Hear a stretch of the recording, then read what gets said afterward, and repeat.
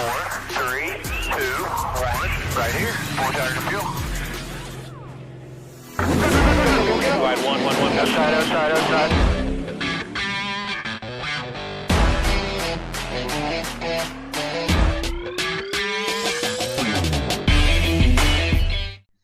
Hello, everyone. Welcome back to the Four and Fuel podcast.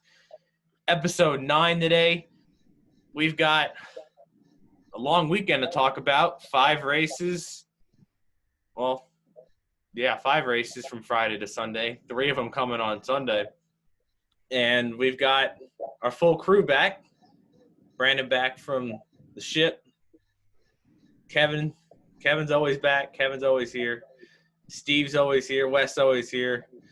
Wes, been a tiring week for you from what we've been hearing. What's going on?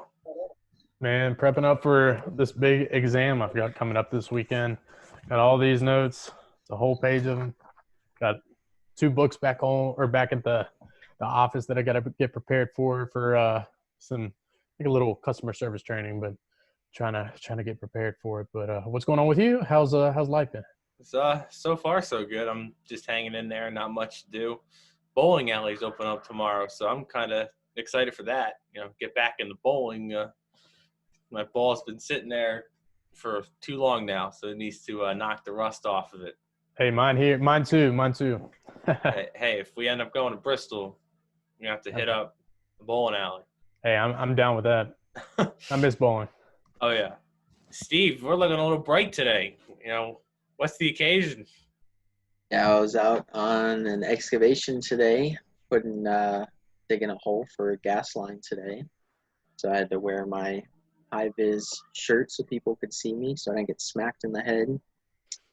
So just out doing that. It was a long day, humid day here. So I'm glad I'm in air-conditioned basement now, ready to talk some NASCAR. But first I want to know how you're doing, Dom. No air conditioning down here for me, but, it's not too hot. At least heat rises, so heat's, up there somewhere. Not down here. I'm feeling good. Kevin, well, I see you got the Michigan State shirt on today. Yeah, repping, baby. We going back? We going back in the fall?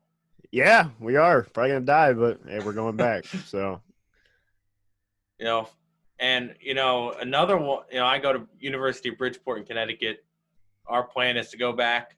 Who knows how it's going to work? Your school is so much bigger than mine. Mine has a solid 5,000 people. I'm sure you got 5,000 people in one building. Yeah, basically. Basically. It's going to be I don't know how they're going to manage this whole thing with 50,000 people at the school. So we'll see what happens. But and one more person that very bright today. Brandon's got the pink shirt on today. I like it. Very vibrant. Hey, Wednesday's a whole day. It felt good, so why not break out a pink shirt? Of course. I don't have any pink shirts right now. Maybe, I need to get more clothes. Some of these clothes are getting too big now. I maybe have to put a pink shirt into my wardrobe. But 2 guys we got to talk about to start this is probably the 2 best guys right now this season. Kevin Harvick and Denny Hamlin. In the Cup Series, combined for 7 wins. They swept the weekend. And right now, there's no 2 better drivers in the Cup Series. It seems like every race they're up front, contending for wins and capitalizing. There's a few races Kevin Harvick could have won that he hasn't. Denny Hamlin in the same boat. And Steve, right now, it doesn't look like anybody can match the speed of the 4 and the 11 every week. Yeah, it's really hard I think it's really hard to beat Denny Hamlin. He's been consistent week in and week out and a threat to win every race. I know we were talking about it a little bit before we started recording this podcast. Harvick, I mentioned that it seems like Harvick's just kind of on a roll for a couple weeks and is unstoppable. And then the next 2-3 weeks, he's running, 10th to 15th, not really a factor in the race. And then all of a sudden he'll win and take off on the streak again. So I think Harvick's really rides on the wave of momentum and streaks, where Hamlin's been more consistent even without Chris Gabehart for those 4 races. So it's hard to beat those two drivers. I think the only guy that can really come close is Ryan Blaney, but he just has to put a complete race together. But right now, we really have to look at the 4 and the 11. They're going to be the ones to beat come Phoenix. Yeah, the Penske drivers this weekend, they seem to have the cars, but their strategy was just kind of weird. Penske has been known in the past to be that team to go off sequence with everybody else and try their own thing, and sometimes it works, but this weekend it really didn't. Ryan Blaney seemed to have a car that could run inside the top 5 and didn't get a good finish out of either race. And same with Brad Keselowski. I feel like he was the only car that could really, contend with Hamlin and Harvick. But due to their strategy, it was kind of different. They had to take 4 tires and fuel on that last pit stop as compared to Harvick and Hamlin when they took 2 in the window. It just kind of set the 2-car back, and they really didn't have a shot to run them down. It seems like Chris Gabehart is got to be considered as a top crew chief now. He's going head-to-head with Rodney Childers, Adam Stevens, and he's beating them now. He is beating them consistently week in and week out, and he's providing cars that are good right off the truck, unlike Adam Stevens and that 18 crew. So it's definitely Chris Gabehart has making himself maybe a top crew chief, for years to come. He's confident in his driver. He said Denny Hamlin's best years have yet to come. So just imagine Denny Hamlin being better than he is right now. There's no doubt he can't. Denny Hamlin, we could be talking about a multi-time champion before he even retires. And everyone will forget that fairy tale of him retiring without a championship and being considered the best driver ever to not win a championship. Now, Wes, I know, what do you think Chris Gabehart has really brought to the table for Hamlin that he didn't have before? I think it's growth. I think it's growth between the two. I feel like they, especially with that time off there, even Hamlin was already excelling this year, but I feel like they were able to find a good connection there with the offseason. And after Gabehart came back from his temporary leave from the team. So I think that they're really putting everything together right now. I think that we can expect a lot from them the rest of this year. It seems like Hamlin, as Steve was mentioning, is a threat pretty much every single weekend. So I think that we could definitely see Hamlin get a few more victories this year. And I think Gabehart has a lot more to prove just as a crew chief in general. I think that we're finally kind of seeing what he's able to put together, and especially in comparison to a couple years ago when Hamlin was pretty much having one of the worst seasons of his career. I wouldn't say worse, but couldn't get in victory lane. But here he is now, already into the year with multiple victories. I think we could definitely see a good rest of the season for the two. Mm-hmm. And Brandon, with Rodney Childers and Kevin Harvick, they've been firing on all cylinders since they, united in 2014 with Starhouse Racing in that 4-car. How much longer do you think they can keep doing this and just being on top of the game every year? How much longer can they realistically do this? Honestly, I think Kevin Harvick's probably the type of driver that he can be a winning threat or a championship threat until he retires. He's just that good. We saw when he was back with RCR, he was even a threat with the championship then, and RCR was nowhere near the top team. And now he's in SHR. As he's gotten a 4-car, he's been a championship threat every year. He's been winning a lot more races. I think they can do it for a long time. Harvick is the second oldest driver in the field now since Matt Kenseth is back. So who knows how long he can do it. But I think Harvick and Rodney Childers, they'll be a threat to come for at least probably the next 4 to 5 seasons. Mm-hmm. And Kevin, right now, watching Harvick and Hamlin, do you think it's more the crew chiefs that are setting them apart, or do you think it's more the drivers themselves? Oh boy, that's a loaded question right there. I don't know. I think just seeing the difference with Denny Hamlin between when he had Gabehart and didn't have Gabehart, I definitely think that they are separated by the crew chiefs, because I think Gabehart just kind of knows. He knows Hamlin, and they just had that connection. They had that chemistry, and it really just kind of sets them apart from the rest of the field. So as right now, I think it's really the crew chiefs, just the bond that Gabehart and Hamlin have. I think it's just hard to kind of break that type of bond and that type of chemistry that they have. Yeah, I agree with that. Denny Hamlin back in 2016 said Mike Wheeler was going to be his final crew chief. didn't work out. And you get Chris Gabehart, and it's like you plugged in the right switch. They connected so quickly. And Chris Gabehart even said last year it was all about building notes in the first half of the season. Now they've got those notes, and now it's all just going for wins. It's just getting wins, and they're winning a lot. And Denny Hamlin, right now, they come into the season, they wanted to win at least 10 races. And right now they're on pace to do that. And that's what they need to do. And hopefully come towards playoff time, that team can step up and make it back to the championship 4 and not have a miscue like they did last year. So I just want to go through all you guys. Just one word, Hamlin or Harvick. Right now, if you had to pick the champion favorite, Harvick or Hamlin? Steve? I'm going with Denny Hamlin. Wes? I'm going to go Hamlin as well. Brandon? Right now, I hate to say it, but Denny Hamlin. And Kevin? Gotta go with Hamlin. I'll be the odd guy. I'll say Harvick. Just because you guys didn't say Harvick, I'll give Harvick a little appreciation. Was the question championship favorite, or who do you think will win the championship? Now, that question, I think it'll be Harvick. But the favorite right now. The favorite, the favorite is Hamlin, yeah.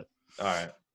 Well, speaking of championships and favorites, somebody who has been off the map is defending Cup Series champion Kyle Busch.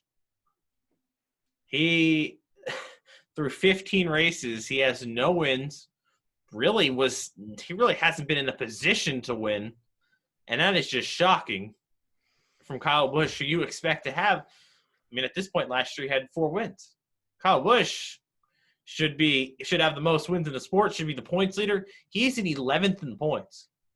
Right now, if the playoffs started today, he would have 0 playoff points. He would have 2,000 points, which is insane. This weekend, he got into an incident with Ryan Blaney. They both got into turn 2, and they were catching up on Garrett Spithley. And Blaney basically, from the angle, it looked like just kind of sent it in there and took out Kyle Busch. And then later on in the week, where Radioactive was released, you could hear Ryan Blaney was running out of patience, and he was going to wreck Kyle Busch. And he wrecked Kyle Busch. Then Kyle Busch decided in his interview after the race, or after the incident, said that he didn't want to bother talking about it. He wouldn't do anything for him. He'd still get ridiculed.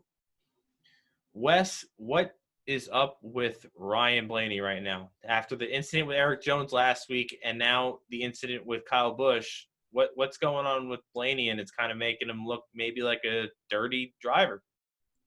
I think he's just having a little bad stretch right now. I feel like a mix of it comes with the frustration earlier this year. I feel like a lot of races he was pretty much in contention for all of them to have a chance to win, and wasn't able to win any of them. And then Talladega was the one he almost lost.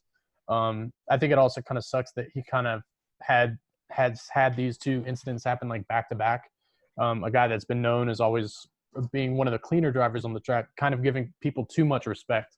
People have said that before. So I feel like now he's just kind of called in the wrong light because it's happened back to back weeks. But I can understand his frustration. It seems like that he knows that he has the car and the potential to actually win a championship this year in comparison to previous seasons. He's been outperforming his teammates, and he's been up there at the front in almost every single race besides Darlington, competing with Kevin Harvick and Denny Hamlin. So I think that just in combination of the frustration that he's had throughout the season, but along with just having a good car but not being able to accomplish like a good finish out of it, I feel like that's a little bit of a heavy weight on his shoulder. So I feel like once he gets over that hump and maybe just kind of moves on, maybe takes a step back and like reassesses the situation, I think he'll be back on the right step, and I think we could definitely see him being another contender for the championship. And Brandon, do you think we should expect anything from Kyle Busch in return to maybe repay the favor to Ryan Blaney in any way? I don't think Kyle Busch should do anything, because he knows if he wrecks Ryan Blaney, or even thinks about wrecking Ryan Blaney, the entire backlash should be on him. So I think he knows better not to do that, because he's already not the most popular driver in the garage to the fans. So I don't think he'll do anything to retaliate to him, especially not in Indianapolis, as fast as that track is. Mm-hmm. And Steve, do you think, we've been seeing a lot of incidents between drivers, a lot of rivalries seeming to form since we've come back to racing in May. Do you think that break has anything to do with all these incidents and, aggressive driving and rivalries being formed in the sport right now? Yeah, I think it could. We've seen the last month, basically, we've seen these couple races of Chase Elliott and Joey Logano getting together, and now the last 2 weeks, Ryan Blaney's gotten together with Joe Gibbs' car. So I think taking those 10 weeks off definitely didn't help. But you would have thought that they could have taken some of that frustration out on iRacing instead of the actual track now. But I think it just it just makes for a lot of excitement out on the track and puts on a good show for the fans. That's what the fans want to see, is these rivalries spark again.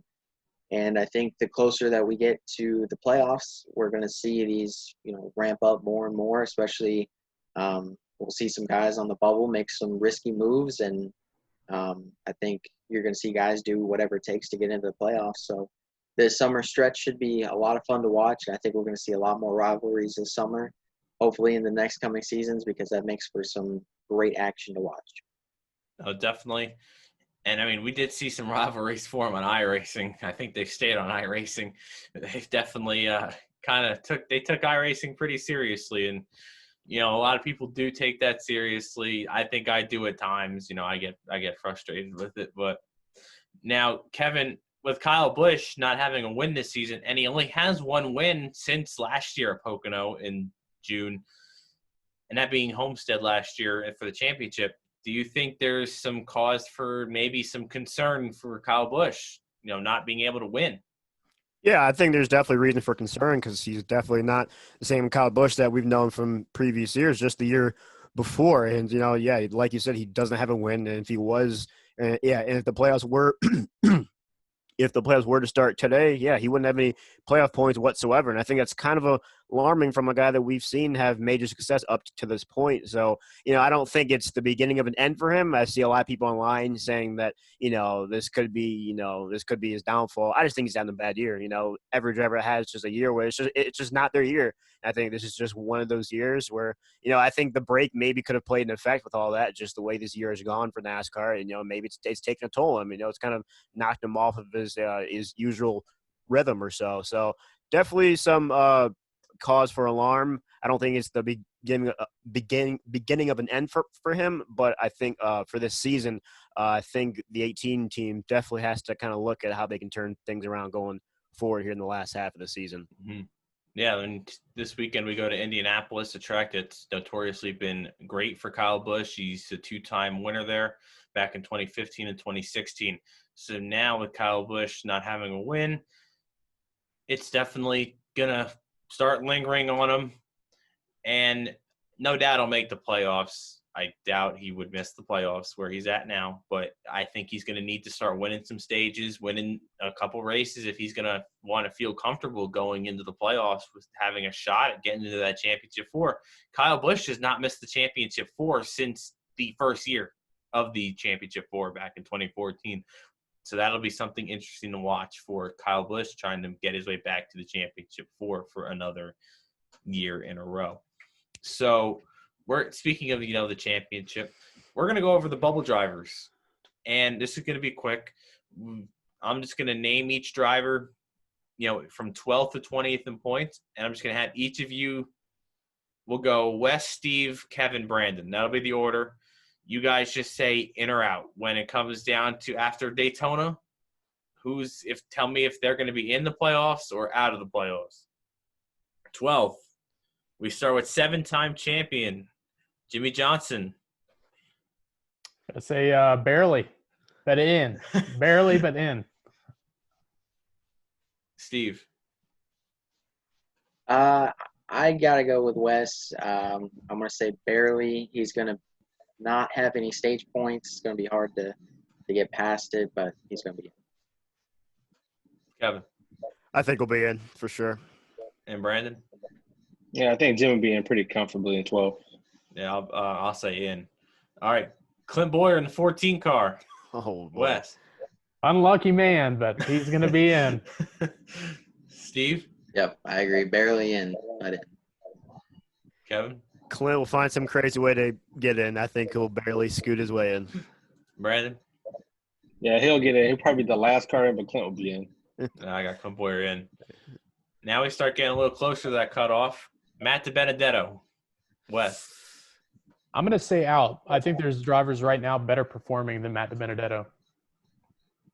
I'm also going to go out. I think the 21 car is really close to finding that speed, but they're just not there just yet. I'm going to go out. I'm gonna go in here. I feel like the second half of the year, I feel like he might be able to kind of start get the handle of things. I think he might be able to find a way to salvage some points here and there, and maybe get himself in a wild card position. So we'll see. Brandon. I think Matt DiBenedetto will get in. I think he might win a race, maybe at Daytona, maybe at another track, but I think he'll be in. I'll go in. I think he's got a pretty decent cushion right now, and that team has been running, up front a lot. 15th, William Byron, 24 car. I'm going to say out. I think his inconsistency is a big problem, and I don't think it's going to help him get into the to the playoffs. I'm going to go in on this one. I don't think he gets a win, but I think he points his way in. Not very far in the playoffs, but I'm going to say he's going to get in. These last couple of races, I think him and Canals will figure it out. I got to go West here. I'm going to go out just solely based on the inconsistency. I know it's not totally his fault, but he just hasn't, even in the races where he hasn't, had any bad luck, he just hasn't really looked that strong either. And I'm going to go in. He has been very inconsistent, but he's also had a lot of speed this season. He might get a win for the cutoff. I don't think he will, but I think he'll be in. I'll go in. William Byron, Chad Canals. Chad Canals just doesn't miss the playoffs. I can't see that happening. And now the guy sitting on the bubble in 16th, Erik Jones in the 20. I'll say in. He's been inconsistent, but when he's not, he's up front and competing for the win. So I think he'll get a win this year before the playoffs start.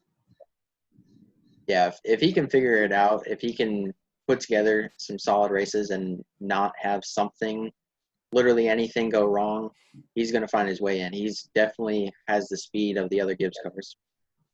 Yeah, I'm going to go in as well. I feel like even when he does have the bad luck, he's able to kind of fight through and able to kind of get the best possible scenario for himself each race. I'm actually going to renege on one choice. I'm going to go with Matt DiBenedetto out, and actually Erik Jones will be in. Yeah, no, Erik Jones in for me. Has too much speed for the bad luck to keep kicking him out.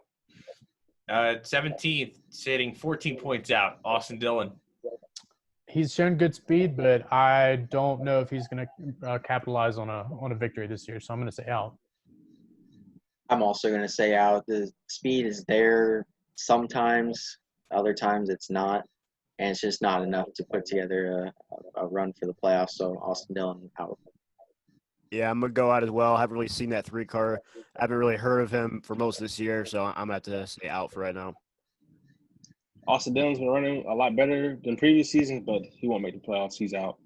Yeah, I've got out. It's just not consistently up front to score a win or get the points that are required to get in. In 18th, sitting 26 out, Tyler Reddick. Showing good speed, and I actually am going to say in. I think that he's the most promising rookie we've had in a long time, and I think we'll see Reddick get a couple of victories this year, maybe at least one. I think we'll see him get in victory lane. Wow. That's a bold take by Wes. Hey, he's competitive. He's been up front. He is. He's been great these last couple of weeks. I don't think it's going to be enough for the playoffs. I think he's actually going to be the first guy out, barely, but I'd have him out right now. Yeah, I have him out as well. Barely, like how Steve said, I think he'll be the first or second guy out because he has shown really good speed this year, and like how Wes said, he has been very promising. But I think he's barely just by an inch. I think he'll be out. Same. Tyler Reddick's been doing really well this season, a lot better than I expected, but he's going to be out. Barely, but out. Yeah, I'd say the same thing. I think he'll run up front some more, just not going to have the points to get in. 30 points out, 19th, 47 car, Ricky Stenhouse Jr. He's good at the 1.5 miles, and Daytona's coming up. But if he can't get a win there, I don't see him making it. So no. Yeah. I think Daytona is pretty much his only shot, and if he doesn't get a win there, it's a no for Stenhouse. Yeah, we're going to have to go no here. His plate track is basically the last shot he has, especially with the equipment that he has. So I think if he can't win that Daytona, then I don't think he's going to be able to get his way into the playoffs. As much as I think he might try to destroy the field to win the Daytona, Yeah, I'm going to go out. Just not consistent again, and just 1 week they're a top 5 car, and next week they're a 30th place car. So just that's not what it's going to take to make the playoffs. And our last guy we're going to talk about, 20th place, sitting 43 points out, Chris Buescher in the 17. It's crazy. Buescher's shown less speed in the 17 this year than he did when he was in the 30, or I guess was it 37? Yeah. 37 last year. I'm going to say, Chris Buescher's, he's not looking too hot right now. Yeah, Roush is still struggling. They're sinking fast, and Chris Buescher is not going to help that chip turnaround. He's going to be out. Yeah, Buescher's going to be a no for me too. Just hasn't looked fast. Like Wes said, he looks slower, and I guess technically better equipment. But I just don't see how he makes up that gap. same Roush has a big gap on the rest of the field. They're really far behind right now. I think Chris Buescher is not going to be fast enough to make a playoff. He's out. Yeah, I'm going to go out. Just not much from Chris Buescher that leads me to believe that he will score enough points or get a win. Now, Wes, there is one guy outside the top 20 that you seem to keep your eye on a lot. Do you think Ryan Preece can score a win and get in? Man, he's going to have a pretty hefty deficit there to make up. I think we're going to have to see him maybe get a top 10 first before we talk about him making the top 16. So we'll find out maybe at the end of the year. We'll see if he can get one before then. Steve, what about maybe John Hunter Nemechek? Do you think he could win? Daytona, that's about it. Front row, actually, both front row cars have been showing really good speed. I know, Wes, you gave a stat on Twitter the other day of Michael McDowell having a lot better finishes this year. Only, one finish outside the top 25 this year? Yeah, only one outside so far this season, and in comparison to last year where I think he had eight outside the top 10 in the first however many races we've had. So that's a good sign that front row is looking good this year. Plus, yeah, we've got Todd Gilliland in the truck series looking really good as well. So absolutely big gains for that team. Yeah, I don't think it's enough for the playoffs, but they're making steps in the right direction. It's not going to happen this year. We'll see what happens next year. Well, I think with Michael McDowell, two now outside. He got Sorry. 2, and he broke the record on Sunday. He broke the record for the most last place finishes in the Cup Series ever. Broke a tie with Joe Nemechek with his 34th last place finish after getting wrecked by Chase Elliott. So another target on Chase Elliott's back. Great. All right, Kevin, what about Bubba? Bubba's sitting there 21st. He's only 8 points behind not Ryan Preece. God, he's not that far back. He is 8 points behind Chris Buescher. Do you think Bubba could maybe, shock everybody and sneak his way in? I think Bubba definitely could. He looked a lot better in recent weeks. Maybe part of that has been due to the momentum he's had from all the stuff going on in NASCAR as of late. But he's looked fast. I noticed how fast he was at Martinsville when he was competing with Jimmie right there at the end. If it wasn't for Cole Custer just putting it 3 wide for no reason or whatever there at the end. But Bubba's looked fast, and I think he had a fast car at Dega as well. It just the stuff didn't bounce his way or whatever. That Pocono too, it just stuff didn't really go his way. But I think if stuff can if the ball can bounce the right way for him, I think he maybe could get himself into the postseason. So we'll see. I'll add one thing there too. I think it helps that he's got the alliance too with Richard Childress, because I feel like all three of them have looked really, really good this year in comparison to at least last year. So I think that helped too. Is a good addition for Bubba Wallace there in the 43 team. Oh, yeah, okay. I guess I am the Bubba fan. I don't think he'll make the playoffs, but I do think last year in Indianapolis, he had a top 5 car. We're going back this year, and RCR is way faster. So I think he'll have a good run. I don't think he's going to win a race or anything outlandish like that. But I think he'll get a good top 10 run, and he'll get close to the playoffs, but I don't think he'll make it. Brandon, I did want to ask you about Matt Kenseth. Actually, after last week, I'm a little more encouraged because Pocono is not one of his best tracks tradition. I know he got a winner a couple years ago, but when he was at Roush, he was absolutely garbage at Pocono. And plus, we do have Loudon coming up soon, so maybe get some win there. So I wouldn't count him out yet. I think another one to look out for is Christopher Bell there. He's really good at those flat tracks. And with Matt Kenseth,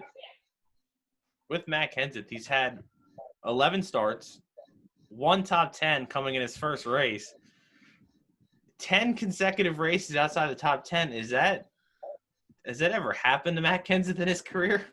Not since like 2009. We had Drew Blickens there for probably the worst crew chief in the garage. But I mean, the finishes, he hasn't had a lot of good finishes. But like Bristol, he was in the top 10 a lot.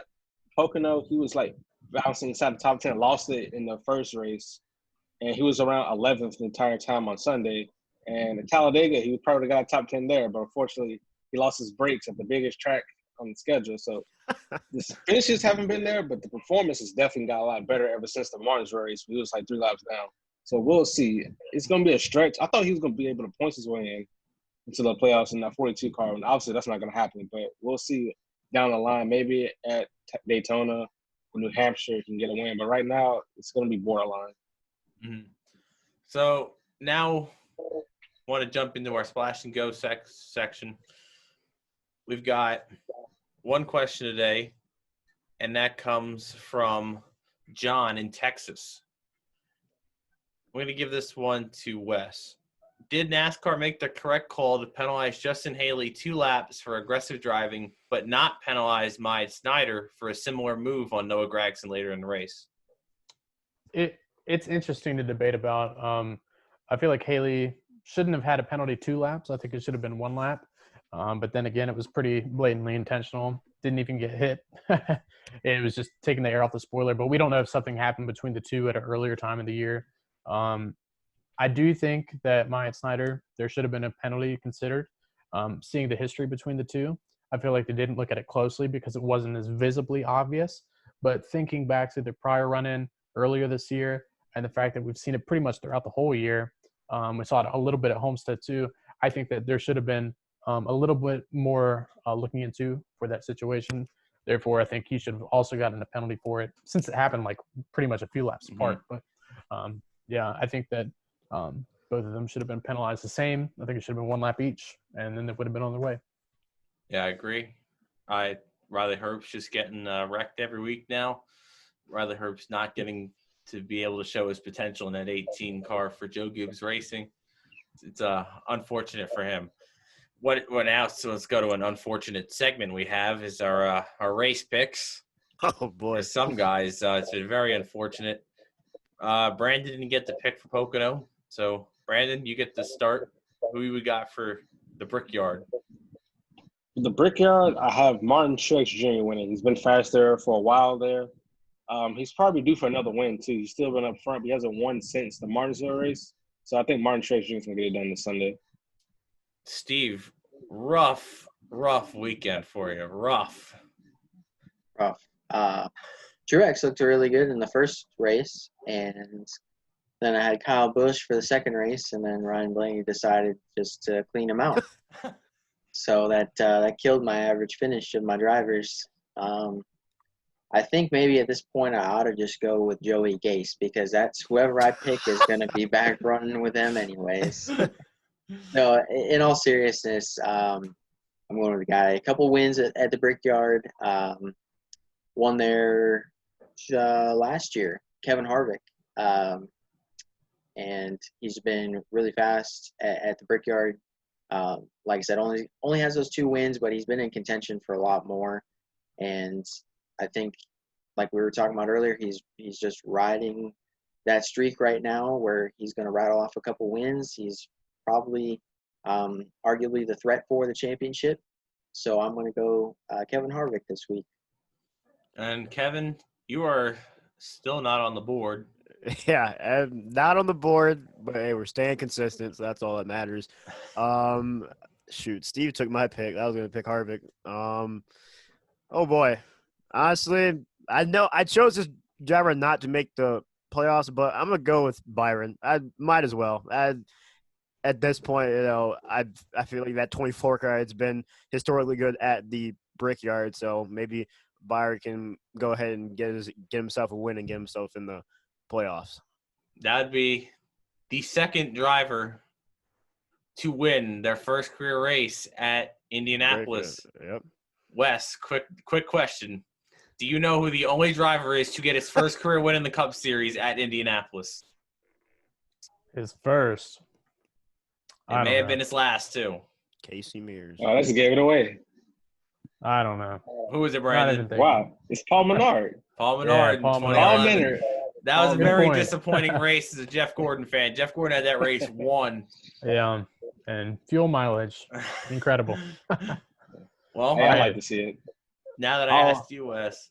Yeah, I'll give my pick. Kevin was talking about historically famous. I'm going to go historically famous at Indy. I'm going to go with a Penske driver that has won here before. I'm going with a guy that's won twice this year, Brad Keselowski. I feel like the Fords are going to be dominant like they always are in Indy, and I think we'll see Keselowski get his third win of the season. Wes, we got to note that Wes did take the standings lead. He picked Kevin Harvick on Saturday, did get the win. And somebody that did get on the board, I got on the board, Denny Hamlin. I picked him to sweep the weekend, almost did it. Finished second and first. So I'm on the board, and I'm going to go back-to-back. And you know what driver hasn't won in a long time? Hasn't won in Indianapolis in a long time? Jimmie Johnson. Yeah, he's got 4 wins at Indianapolis. He's looking to tie his former teammate, his car owner, Jeff Gordon. Jimmie Johnson's going to break the long winless streak, and he's going to win in his final race at the Brickyard. Jimmie Johnson gets his 5th win at Indy. No, Bold statement. Hey, I believe Jimmie Johnson's going to win. Not saying I want him to win, but I think he's going to win. And before we go, we were supposed to have the Iceberg on today. Just he wasn't feeling too well. So we're going to look to get him on for episode 10 next week. So hopefully we don't have too much to talk about from Indianapolis, so we can really focus on the Iceberg and what he's been able to do. And, Jordan really didn't come up for a script with us today. That was really me today. We'll still give him credit anyway for being our producer for every other episode. But other than that, thank you guys for tuning in, and we'll be back next week, hopefully, with a special guest, Jarrett Lumberg, the Iceberg.